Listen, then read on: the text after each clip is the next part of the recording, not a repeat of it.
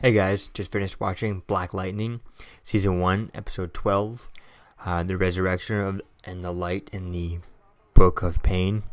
This episode was interesting. I mean, being the last episode just before the season final and stuff. We start off with Wales, in working with the ASA. We knew that, and he's been revived and healed back up by the ASA. Then we see that Jefferson and Lynn are kind of getting back together when she calls him over. We will get to reveal that Khalil is working with is walking again, and the ASA has brought him back and stuff. And it was an interesting idea. It was a cool idea playing with him and stuff, but it was just kind of cheesy thing that we've seen before. How the broken boyfriend from the daughter of the superhero gets turned bad and becomes the cyborg that's gonna fight the superhero. It just seemed like a trope that's been done before. It wasn't really anything.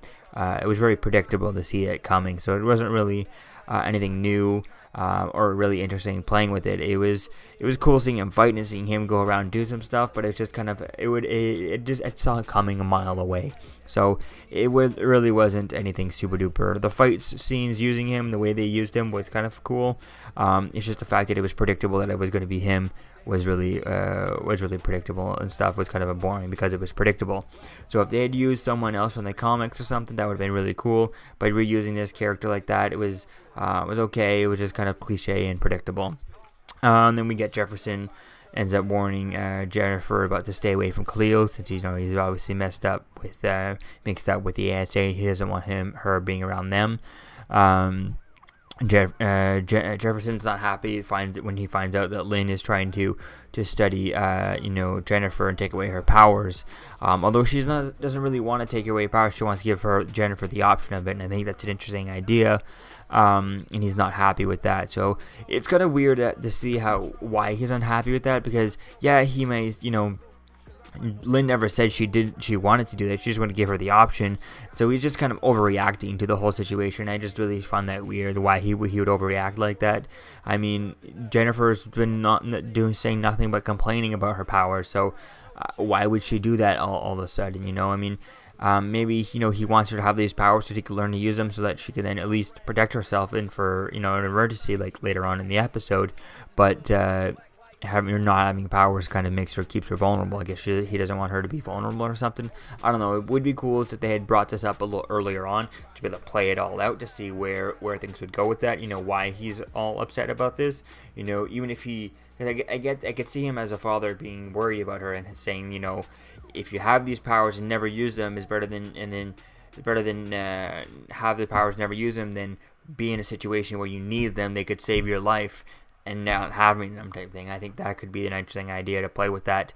And because he's Black Lightning, people could want to go through good access to him through his daughters and stuff. So I think that's a really interesting idea to play with that. I mean, that's the whole reason why Batman doesn't have a family or anything, is because he doesn't date anyone but Catwoman, because he's afraid that anyone will be able to go after through his loved ones through him and get him through his loved ones, type thing. So I think that's an interesting idea to play with this. And on Black Lightning's side, if Jennifer and Nessa both have powers, then they can protect themselves, type thing. I think I like that idea.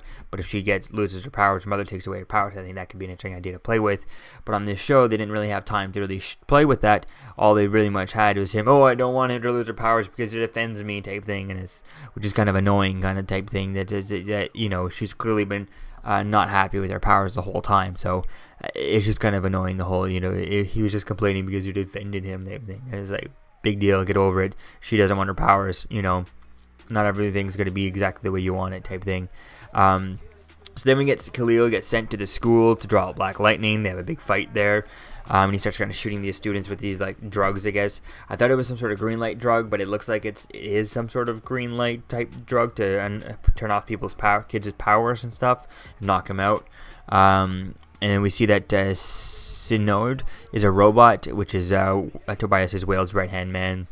The girl that walks around with him all dressed in white the whole time, she looks like she's a robot or something, because when she's in a fight, she gets a fight with Thunder, and she gets her skin cut open, and you see some sort of green mesh underneath there, so it looks like she's a robot or something.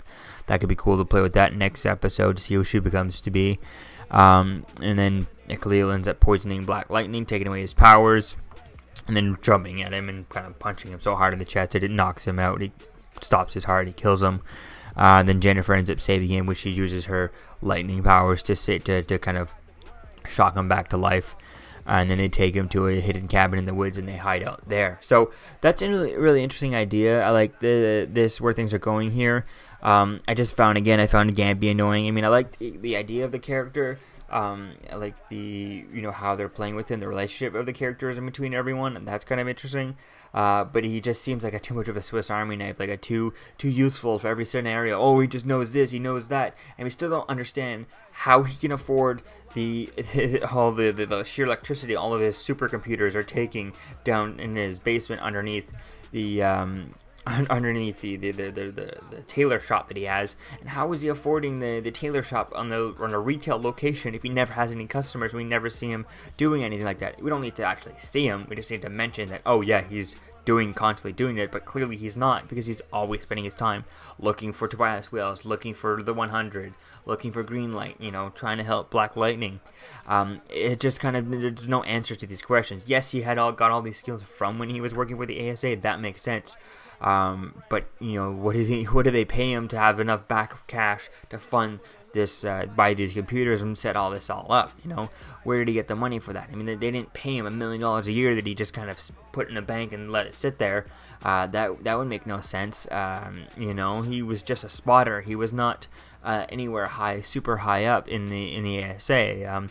It's not like he was a co-founder of the ASA type thing, and he was doing that, and then his partner kind of split on him or anything like that. He was just a spotter. He was kind of pretty much below the totem pole. Doesn't look like what's her face, the vice principal. She doesn't look like she's has that much knowledge. I don't know if she even knew that Khalil was going to come to school and start attacking everyone to take away.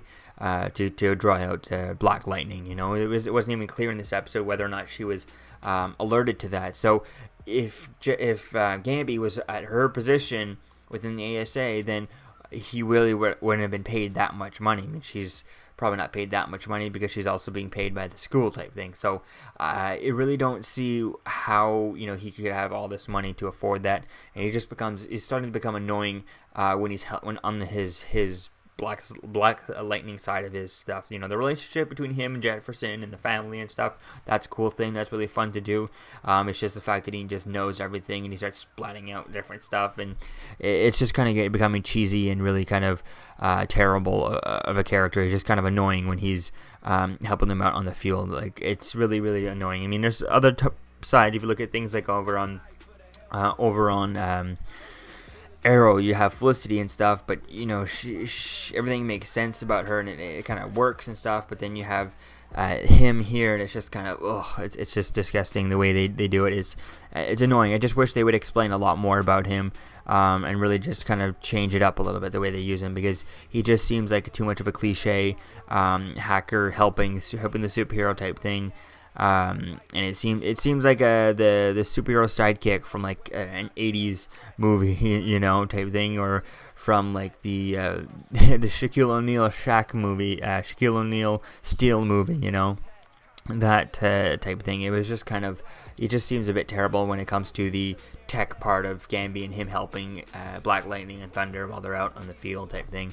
But other than that, the relationship between him is really cool. I don't want him to leave the show or anything. I just hope that they can rewrite him better for season 2 going in there. Hopefully enough of us can complain about his character, because it's just kind of terrible the way they're doing it here. But other than that, he was pretty cool, and some of the fight scenes were pretty interesting and stuff. There was a few times where Thunder was fighting with what's her name there, Sinoda or Charbine. The actress' name is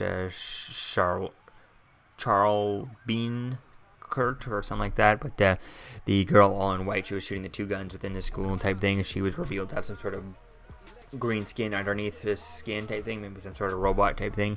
When her and Thunder were fighting, I was wondering why Thunder could never land a punch on her, which made sense because she's only been a superhero for less than a month at this point. I don't think she's been a superhero for even a month, so she doesn't have any training, or she wasn't taking martial arts or anything like that, so she doesn't know how really. She wouldn't have too much, fighting practice type thing. So there was a few times where I was like wondering why did she not just kind of stomping with her foot to kind of launch her type thing. I think that would be quite interesting to see that. Also, she has this. I know her powers work when she holds her breath, but if she held her breath and built it up, and then kind of just like blowing on her, like Superman does when he blows out a fire or blows out freeze super breath and freeze something. Does she have anything like that? If she like lets everything go, could it launch someone to the wall? If her hands are occupied or whatever, her feet is occupied, could she do that? That'd be an interesting idea. So all in all, this episode was okay. Excited to see where things go in next episode. Hopefully next episode can do another thing with Jennifer and push her a little bit more towards a superhero identity, or at least accepting her powers and maybe deciding not to take the cure, taking the turning off her powers. I think learning to deal with them is a better way to have them than want them and not have them type thing. So I think that's really going to be cool to play with that in the last episode going into the season final. So it looks like it could be cool. Looks like it could be pretty fun. Looks like for next week's episode with them being in the woods and dealing with some guys and fighting around in the woods and stuff. That could be quite interesting. Different change of pace, different place, change of scenery for the final battle. I think that could be quite interesting to see that. And I'd like to see a little bit more motivation behind the ASA, because at this point it's just like who's going where and what's happening. I mean, you have Martin Proctor just kind of saying these outlandish things. Oh, this needs to get done. Why does it need to get done? I feel like there should be someone above Martin Proctor telling him why he needs to get this done. There is no reason why Martin Proctor is doing this. You got backstory trying to make him to be like the Tobias Whales, or trying to make different people. It's just kind of weird how they're trying to do this. They're trying to make Tobias Whales be the Kingpin, just like on Daredevil. It's very, very similar to that. But yet you have him, thing is on Daredevil, Kingpin never had a boss. There was no one over Kingpin, whereas Whales Proctor has over him. So it doesn't make sense why they're doing that.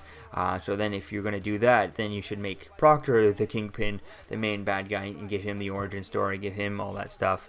It's just you can see that they're trying to take some elements of the Kingpin from the Daredevil Netflix show, and it's really not working in their favor. It's interesting, like the idea, they're just not really capturing it, the magic of the Daredevil as Kingpin and Vincent D'Onofrio as Kingpin. So yeah, it was really interesting to see how they're going to finish with this, but it feels like there needs to be more to Martin Proctor as to why does he need to get this done. It would be cool to see if all this research into someone with superpowers, is there a reason behind it? Is there someone with an illness? If there's that. I remember watching what was it, Iron Man 3. If you go back into that, there was the character. One of the Secretary of Defense was helping Aldrich Killian. The whole reason why he was helping him was because he had a daughter who was missing a leg, and he wanted to regrow her leg type thing. Or he had a granddaughter who was missing a limb type thing, and that was the whole point, is to help do that. So it created backstory for the character and for the villain. And here we don't have any backstory really for Proctor. We get a bit for Tobias Whales, but we really don't need too much of it, because he's just a gangster who wants to rise up and rule everyone. He wants to be the Kingpin, right? And that makes sense, but that's not what Martin Proctor is trying to do. Martin Proctor is trying to create superheroes, create drugs, and control people, and revolutionize the drug industry and make a ton of money off of it at the same time, right? So I'd like to see is a reason why, more of a backstory to this. We're obviously not going to get that all that stuff in the final episode. It's just something that they should have set up more in this show during the first season. I feel like they're trying to rush a bit too much in here, and they should have kept with one villain. Make the main villain be just Whales or just Martin Proctor, one or the other, not the two of them type thing. But we'll have to wait and see where things go for the last episode, and hopefully they set it up for season 2, because we did get that confirmed recently too, that we will be having a season 2. So hopefully we can get that, and hopefully we can get the set up for season 2, because obviously when they filmed this, they had no idea whether or not they were getting a season 2, so there may not be a huge cliffhanger, but it's really going to be cool to see where things go and how they go into season 2. So let me know what you think, guys, about this in the comments below. Season 1, episode 12 of Black Lightning, and I'll see you guys in the next video. Peace out. I'm Captain America, here to talk to you about one of the most valuable traits a soldier or student can have. Subscribing. Sometimes Subscribing. is the key to victory. Sometimes it leads to very little, and it seems like it's not worth it. And you wonder why you waited so long for something so disappointing. How many more of these? You're still here. Don't forget to like, comment, and subscribe, guys. Peace. It's over.